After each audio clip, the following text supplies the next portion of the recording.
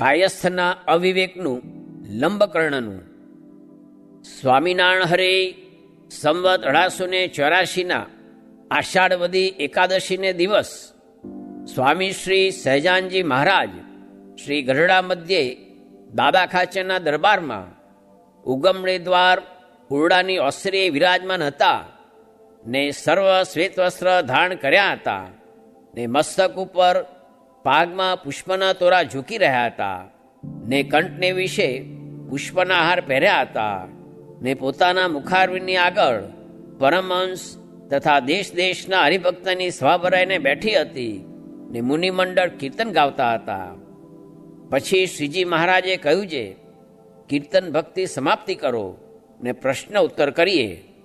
પછી મુક્તાનંદ સ્વામી હાથ જોડીને પૂછ્યું છે, હે મહારાજ, પરમેશ્વર થકી તો બીજું કાંઈ સાર વસ્તુ નથી, તો પણ એ પરમેશ્વરમાં એ જીવને કેમ દ્રઢ પ્રીતિ થતી નથી, એ પ્રશ્ન છે. પછી શ્રીજી મહારાજ બોલ્યા છે, એને વિવેક નથી. જો વિવેક હોય તો એમ વિચાર થાય જે મારે તો બ્રહ્મચર્ય વ્રત છે, તો પણ સ્ત્રીના સુખની તૃષ્ણા હૃદયમાંથી ટળતી નથી, તે એ બહુ ખોટું છે. અને તે સ્ત્રીનું સુખ તો 84 લાખ યોનિમાં જ્યાં જ્યાં જન્મ ધર્યા ત્યાં ત્યાં સર્વત્ર પ્રાપ્ત થયું છે, તે પણ મનુષ્ય દેહથી અધિક પ્રાપ્ત થયું છે. કેમ જે એ જીવ બકરો થયો હશે ત્યારે 1000 બકરીઓને પોતે એકલો ભોગવતો હશે, અને જ્યારે ઘોડો કે પાડો કે સાંઢ કે બુઢિયો વાનરો ઇત્યાદિ પશુના દેહને પામ્યો હશે ત્યારે તેને વિશે પોતપોતાની જાતિની અતિશય રૂપવાન ને યૌવનવાન એવી અનંત સ્ત્રીઓ તે એકે એક એને મળી હશે, અને તેમાં કંઈ પ્રારબ્ધનું કારણ નથી ને ભગવાનની કૃપાનું પણ કારણ નથી. એ તો સહેજે મળી હતી. અને વળી પણ જો ભગવાનનું ભજન નહીં કરે તો જે યોનિમાં જશે ત્યાં ત્યાં અનંત સ્ત્રીઓ પ્રાપ્ત થશે. ને તેમાં કોઈ દેવતાનું પણ સેવન પૂજન નહીં કરવું જોઈએ ને કોઈ મંત્રનો પણ જપ નહીં કર્યો જોઈએ. એ તો સહેજે જ તે સ્ત્રીયાદિકના સુખને પામશે. અને આ જીવે કેટલીક વાર દેવતા થઈને દેવલોકના પણ સુખ ભોગવ્યા છે ને કેટલીક વાર ચક્રવર્તી રાજા થઈને પૃથ્વીમાં પણ અનંત સુખ ભોગવ્યા છે, તો પણ એ જીવને સ્ત્રી આદિક જે પદાર્થ તેને ભોગવવાની તૃષ્ણા ટળતી નથી. સ્ત્રી આદિકનું જે સુખ છે તેનું અતિશય દુર્લભપણું જાણે છે ને તેનું અતિ મહાત્મા જાણીને તેમાં પ્રીતિ કરે છે. તે પ્રીતિ કોઈ રીતે ટાળી ટળતી નથી. આ જીવના હૃદયમાં પાપરૂપ વાસના થાય છે, માટે એને કોઈ રીતે પરમેશ્વરમાં પ્રીતિ થતી નથી. પછી મુક્તાનંદ સ્વામીએ વળી પૂછ્યું છે, હે મહારાજ, જેને એવો અતિશય અવિવેક હોય તેને તો ભગવાનમાં પ્રીતિ ન થાય, પણ જેને એમ જણાતું હોય છે ભગવાન સર્વસુખના નિધિ છે ને ભગવાન વિના બીજા પદાર્થ છે તે તો કેવળ દુઃખદાયી જ છે, તો પણ તેને ભગવાનમાં પ્રીતિ નથી થતી, તેનું શું કારણ છે? પછી શ્રીજી મહારાજ બોલ્યા છે, એ જીવને પૂર્વજન્મને વિશે અથવા આ જન્મને વિશે કોઈક અતિશય ભૂંડા જે દેશ કાળ સંગ ને ક્રિયા તેનો યોગ થઈ ગયો છે, તેણે કરીને અતિશય તીક્ષ્ણ કર્મ થયા છે. તે ભૂંડા કર્મનો એના ચિત્તમાં પાશ લાગ્યો છે, માટે સાર અસારને જાણે છે, તો પણ એને અસારનો ત્યાગ કરીને પરમેશ્વરને વિશે દ્રઢ પ્રીતિ થતી નથી. અને જેવી રીતે ભૂંડા દેશ કાળ ક્રિયાને સંગ તેને યોગે કરીને ભૂંડા કર્મનો ચિત્તમાં પાશ બેઠો, તેવી રીતે અતિશય પવિત્ર દેશ, પવિત્ર કાળ, પવિત્ર ક્રિયા અને પવિત્ર સંગ તેને યોગે કરીને અતિશય તીક્ષ્ણ જો સુકૃત કર્મ થાય તો તેને યોગે કરીને અતિ તીક્ષ્ણ જે ભૂંડા પાપ કર્મ તેનો નાશ થઈ જાય છે.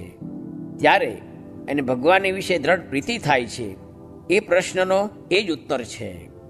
પછી અયોધ્યા પ્રસાદજીએ પૂછ્યું છે, એકની તો બુદ્ધિ પણ ઘણી હોય ને શાસ્ત્રમાં પણ બહુ દ્રષ્ટિ પૂગતી હોય, અને બીજો છે તેની તો બુદ્ધિ પણ થોડી હોય ને શાસ્ત્રમાં પણ જાજુ જાણતો ન હોય અને ઘણી બુદ્ધિવાળો હોય, તે સત્સંગમાંથી વિમુખ થઈ જાય છે, અને થોડી બુદ્ધિવાળો હોય તે દ્રઢ થકો સત્સંગમાં રહે છે, તેનું શું કારણ છે? પછી શ્રીજી મહારાજ બોલ્યા છે, આ સંસારને વિશે દૈવી ને આસુરી બે પ્રકારના જીવ છે. તેમાં આસુરી જીવ હોય તેને ઝાઝી બુદ્ધિ હોય તો પણ સત્સંગમાંથી વિમુખ જ થાય, અને દૈવી જીવ હોય ને તેને થોડી બુદ્ધિ હોય તો પણ કોઈ કાળે સત્સંગમાંથી વિમુખ ન થાય. જેમ મરચાનું બીજ હોય ને લીમડાનું બીજ હોય ને શિંગડિયા વચનાગનું બીજ હોય, તેને વાવીને નિત્ય સાકરનું પાણી સિંચ્યા કરીએ તો પણ મરચા તે તીખા જ થાય, ને લીમડો તે કડવો જ થાય, ને શિંગડિયો વચનાગ તે ઝેરસ થાય. શા માટે? જે એનું બીજ ભૂંડું છે. અને શેરડીને વાવીને લીમડાના પાનનું ખાતર નાખીને કડવું પાણી સિંચ્યા કરીએ તો પણ શેરડીનો રસ તે મીઠો જ થાય. તેમ દૈવી જીવ છે તે ભગવાનને સન્મુખ જ રહે છે, ને આસુરી જીવ હોય તે વિમુખ જ થાય છે. પછી શુકમુનિએ પૂછ્યું છે, દૈવી ને આસુરી જીવ હોય તે કેમ જાણ્યામાં આવે? પછી શ્રીજી મહારાજ બોલ્યા છે, દૈવી જીવ હોય તેને કામ, ક્રોધ, લોભાદિક દોષ હોય તે ભૂંડા દેશકાળાદિકને યોગે કરીને હોય. પછી સારા દેશકાળાદિકનો યોગ થાય તો થોડેક કાળે કરીને નાશ થઈ જાય. અને આસુરી જીવને જે કામ, ક્રોધ, લોભાદિક દોષ હોય તે કોઈ કાળે નાશ થાય નહીં. અને તેને એકવાર જો કાંઈ કઠણ વચન કહ્યું હોય તો જીવે ત્યાં સુધી ભૂલે નહીં. અને તે આસુરી જીવ જો સત્સંગી થયો હોય તો સૌ કરતાં સરસ હરિભક્ત જણાય. પણ જેમ ભાલ દેશમાં મોરે સમુદ્ર હતો તે કાપ જમાઈને મીઠી પૃથ્વી થઈ છે, તે જ્યાં સુધી કાપ હોય ત્યાં સુધી જો ખોદીએ તો પાણી મીઠું નિસરે, અને તેથી જો હેઠું ખોદીએ તો સમુદ્રના જેવું ખારું ઝેર પાણી નિસરે. તેમ આસુરી જીવ હોય તે હરિભક્ત થયો હોય ને એનું ગમતું મરડીને લગાડે છેડ્યો હોય તો જેટલી મોરે સાધુની સેવા કરી હોય તેથી લાખ ગણો દ્રોહ કરે તો પણ મનમાં સંતોષ ન થાય. પછી મુક્તાન સ્વામી પૂછ્યું છે, હે મહારાજ, તમે એમ કહ્યું છે આસુરી જીવ હોય ને હરિભક્ત થયો હોય તો તેનું જ્યાં લગી ગમતું રાખીએ ત્યાં સુધી તો સત્સંગી રહે, ને જો ગમતું ન રાખીએ તો વિમુખ થાય. તે જ્યાં લગી વિમુખ નથી થયો તેવામાં જો તેનો દેહ પડી જાય તો આસુરી રહે કે દૈવી થાય? પછી શ્રીજી મહારાજ બોલ્યા છે, તે આસુરી જીવ જ્યાં સુધી સારો હોય ને તેવામાં જો દેહ પડે તો દૈવી થાય અને ભગવાનની ભક્તિ કરીને પરમપદને પામે. પછી નૃસિંહાનંદ સ્વામીએ પૂછ્યું છે, નવદા ભક્તિમાં શ્રેષ્ઠ ભક્તિ કઈ છે? પછી શ્રીજી મહારાજ બોલ્યા છે, નવદા ભક્તિમાંથી જેને જે ભક્તિએ કરીને ભગવાનમાં દ્રઢ સ્નેહ થાય તે જ ભક્તિ તેને શ્રેષ્ઠ છે. પછી ગોપાળાનંદ સ્વામીએ પૂછ્યું છે, જેને બાળ અવસ્થા હોય અથવા યૌવન અવસ્થા હોય તેને કેવા પુરુષનો સંગ રાખવો? પછી શ્રીજી મહારાજ બોલ્યા છે, જે વય કરીને પણ વૃદ્ધ હોય અને ધર્મ, જ્ઞાન ને વૈરાગ્ય જેને દ્રઢ હોય અને ભગવાનની વિશે પણ દ્રઢ પ્રીતિ હોય તેવા પુરુષનો સંગ પ્રીતિએ કરીને એ બે જણાને કરવો. પછી નાજે જોગીએ પૂછ્યું છે, એકનું ક્રોધે કરીને ભગવાનમાં મન જોડાયું છે ને એકનું ભય કરીને ભગવાનમાં મન જોડાયું છે, અને એકનું તો સ્નેહે કરીને ભગવાનમાં મન જોડાયું છે, એ ત્રણમાં કયો શ્રેષ્ઠ છે? પછી શ્રીજી મહારાજ બોલ્યા છે, જેનું હેતે કરીને ભગવાનમાં મન જોડાયું તે શ્રેષ્ઠ છે. પછી શિવાનંદ સ્વામીએ પૂછ્યું છે, ભગવાનનો ભક્ત તો હોય પણ જેને શ્રીજી મહારાજે કહ્યું એવો સાર અસારનો વિવેક તે ન હોય ને વૈરાગ્ય પણ ન હોય, તેને એવો વિવેક તથા ભગવાન વિના બીજા પદાર્થમાં વૈરાગ્ય તે કેમ થાય? પછી શ્રીજી મહારાજ બોલ્યા છે, જો પ્રથમ જ ભગવાનમાં દ્રઢ હેત થઈ જાય તો વિવેક ને વૈરાગ્ય તે હેતને યોગે કરીને પ્રગટ થાય છે. અને જેને જે પદાર્થમાં હેત થાય છે તેને હેત કહીએ અથવા કામના કહીએ, તે જે પદાર્થમાં હેત હોય ને તેમાં જો કાંઈક અંતરાય કરે તો તે ઉપર ક્રોધ થઈ જાય છે. તે માણસના દેહમાં તો થાય પણ પશુને પણ ક્રોધ થઈ જાય છે. જેમ પાડો હોય તે કામનાએ કરીને ભેંસ ઉપર આસક્ત થયો હોય ને બીજો પાડો આવે તો તેને મારી નાખે છે, એવી રીતે પશુ પક્ષીમાં સર્વત્ર દેખાય છે.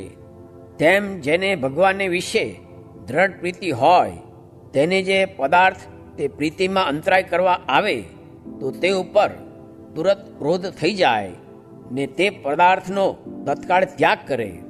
માટે જો ભગવાનમાં દ્રઢ હિત હોય તો એની મેળે જ વૈરાગ્ય અને વિવેક થઈ આવે છે. પછી વળી શિવાનંદ સ્વામીએ પૂછ્યું છે, બુદ્ધિમાન તો બે પુરુષ છે, તેમાં એક તો જેમ પરમેશ્વર કહે તેમ જ માની લે એવો વિશ્વાસી છે, અને બીજો તો પરમેશ્વરના વચન હોય તેમાં પણ માનવું ઘટે તેટલું જ માને. એ બેમાં કયો શ્રેષ્ઠ છે? પછી શ્રીજી મહારાજ બોલ્યા છે, વિશ્વાસી એ જ શ્રેષ્ઠ છે. તે રામકથામાં રામચંદ્રજીએ કહ્યું છે જે મારે દ્રઢ વિશ્વાસે રહે તેની જેમ માતા બાળકની રક્ષા કરે છે તેમ હું રક્ષા કરું છું. માટે વિશ્વાસી એ જ શ્રેષ્ઠ છે. પછી આત્માનંદ સ્વામીએ પૂછ્યું છે, મનમાં તો એમ નિશ્ચય છે જે દેહ પર્યંત પરમેશ્વરના ગમતામાં જ રહેવું છે, તો પણ એમ જાણીએ છીએ જે પરમેશ્વર ને સંતને કેમ કરીએ તો આપણો વિશ્વાસ આવે. પછી શ્રીજી મહારાજ બોલ્યા છે, વિશ્વાસ તો પરમેશ્વરને ને સંતને ત્યારે આવે જ્યારે અતિશય માંદો થાય ને તે મંદવાડમાં ચાકરી પણ સારી પેઠે ન થઈ હોય તો પણ કોઈનો અવગુણ ન લે ને પોતે મૂંઝાય પણ નહીં, તથા વાંક વિના પણ પરમેશ્વરને સંત તે પોતાનું અતિશય અપમાન કરે તો પણ કોઈનો અવગુણ ન લે, ત્યારે એનો પરમેશ્વરને ને સંતને વિશ્વાસ આવે. અને ત્રીજો પ્રકાર એ છે જે જેટલા સત્સંગમાં નિયમ છે તેમાંથી જો લેશ માત્ર ફેર પડે તો અતિશય દુખાઈ જાય ને તેનું તત્કાળ પ્રાયશ્ચિત કરે. અને જો મનમાં ખોટો ઘાટ થાય તો બીજાને દેહ કરીને વર્તમાનમાં ફેર પડે તેટલો જ દુખાય ને ત્રાસ પામે. ત્યારે એનો પરમેશ્વરને ને સંતને પરિપૂર્ણ વિશ્વાસ આવે જે આ કોઈ કાળે સત્સંગમાંથી ડગશે નહીં. પછી ભગવદાનંદ સ્વામીએ પૂછ્યું છે, જે ભક્તજનના મનને વિશે ભગવાન ને ભગવાનના ભક્તનું અખંડ મહાત્મા હોય તે બીજાને કેમ જણાય? પછી શ્રીજી મહારાજ બોલ્યા છે, જેના મનને વિશે ભગવાનનું ને ભગવાનના ભક્તનું અખંડ મહાત્મા હોય તે ભગવાન ને ભગવાનના ભક્તની નિષ્કપટ ભાવે પ્રીતિએ કરીને સેવા કરે ને દેહ કરીને સર્વ સંતને પગે લાગે. અને કોઈક સંત માદા હોય તો તેનું માથું દાબે, પગ દાબે ને ખાધા પીધાની ખબર રાખે. અને પોતાની પાસે પોતાને મનગમતી વાલી વસ્તુ આવે તો તે સંતને આપીને પછી પોતાના કામમાં વાપરે.